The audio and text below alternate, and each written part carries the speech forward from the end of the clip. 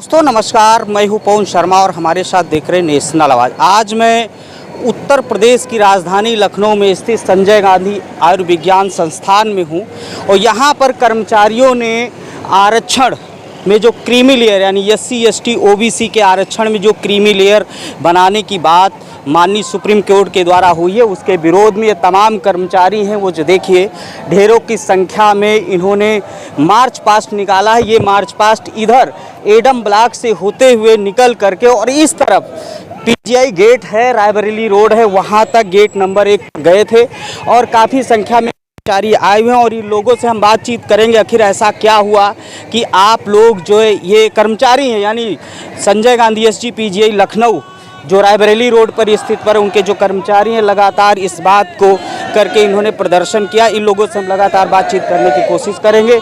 हमारे साथ वो संगठन के अध्यक्ष जी हरीश जी हैं, तमाम नारेबाजी कर रहे हैं कि आरक्षण में फिर ऐसा क्या हो गया कि ये कर्मचारी इस बात को लेकर के यहाँ पर धरनारत है, प्रदर्शनरत हैं। ये क्या कहना चाहते हैं ये बताइए कि क्या किस बात को लेकर के आप लोग प्रदर्शन कर रहे हैं और सरकार ने या आपके आरक्षण के साथ क्या हुआ, विस्तार से बताइए। माननीय सर्वोच्च न्यायालय ने 1 अगस्त को फैसला दिया है जो SC ST में उपवर्गीय करने का बंटवारा मतलब SC ST की में आपस में बंटवारा, तो उसके विरोध में ये हमारा प्रदर्शन हो रहा है। तो क्या चाह रहे हैं इस समय आप? हम ये चाह रहे हैं माननीय सर्वोच्च न्यायालय से जो 1 अगस्त का फैसला दिया है ये गलत है।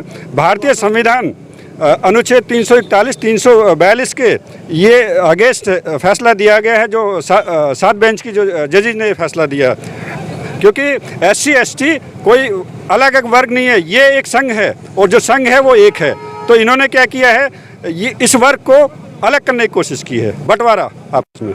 तो अभी सरकार से बहुजन एकता को तोड़ने की बात की है इन्होंने। तो बहुजन जो है वो एक है, SC ST कोई अलग नहीं है, OBC सब एक है, बहुजन एक है। ये बहुजन को बांट करके राज करने का काम है। ये अंग्रेजों वाला राज है, फूट करो और राज करो, फूट डालो और राज करो। ये बहुजन की एकता के लिए हम लोग यहाँ पर खड़े हैं।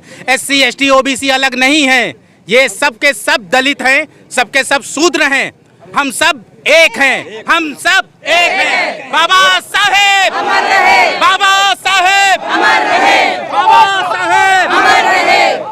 पूरे देश में अभी पूरे देश में अभी किसी भी ऐसा कोई विभाग नहीं है जो इन्होंने आरक्षण दिया हो। हमारा आरक्षण अभी पूरा फुलफिल किया ही नहीं गया है। तो हमारी ये मांग है सर्वोच्च न्यायालय से, एक तो सरकार से और सर्वोच्च न्यायालय से, एक तो ये हमारा जो बैकलॉग कोटा है पूरा देश में उसको लागू करे। किसी भी विभाग में नहीं हुआ वर्तमान में। अभी हमारे SG PGI लखनऊ में हमारे SC ST OBC को फैकल्टी को नॉट फॉर सुटेबल करके फेल कर दिया गया है।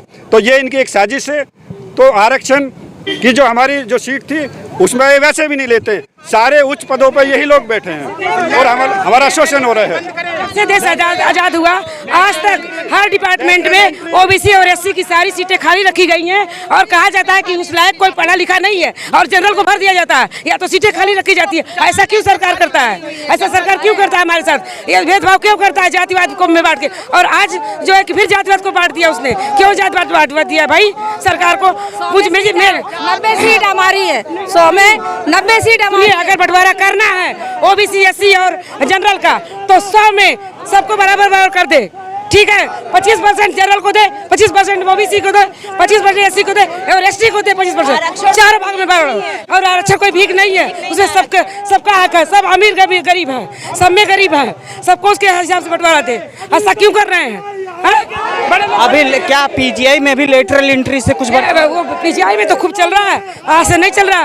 वो तो SC के कुछ लोग आए हैं, OBC के लोग, कुछ डॉक्टर लोग आए हैं, फैकल्टी लोग आए हैं जिन्होंने अपने हक को बचाने के लिए कोर्ट गए हैं, तब जाके उन लोग को ये सब मिला है। सारे हमारे SC OBC डॉक्टर को दोस्तों देखिए, ये पीजीआई का संस्थान है, बहुत बड़ा संस्थान है। यहाँ भी लेटरल एंट्री होती, उसके विरोध में ये लोग यहाँ पर हैं और इनका यही कहना है कि जो SC/ST का जो आरक्षण का कोटा, उसमें क्रीमी लेयर बना करके बंटवारा करने की क्या जरूरत है। बाबा साहब ने आरक्षण हमें आर्थिक आधार पे नहीं, जाति आधार पे दिया था। और अगर जाति खत्म करते हैं तो आरक्षण अब खत्म करने में कोई ऐतराज नहीं है, लेकिन जब जाति हमेशा है तो आरक्षण हमेशा रहेगा। और आरक्षण को बिल्कुल बांटना, बिल्कुल जाति रहेगी, आरक्षण रहेगा।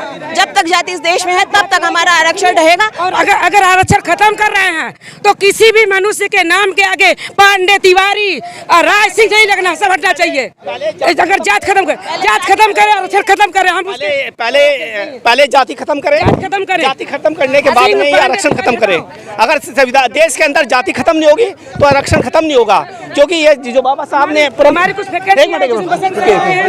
मिनट परम पूजनीय बाबा साहब ने जो ये आरक्षण दिया था, ये जाति आधार पे दिया गया था। ये उस पे जाति आधार पे डिपेंड है। इसमें कोई भी क्रिमिनल नहीं होगा, इसमें क्रिमिनल नहीं होगा, क्रिमिनल का कोई इसमें क्रिमिनल का कोई इसमें नहीं है, क्योंकि हमारा शोषण जो होता है वो जाति आधार पे होता है, वो क्रिमिनल आधार पे। क्या नाम है आपका? मेरा नाम SK पदम है, मैं सैनिटरी अफसर यहाँ पर।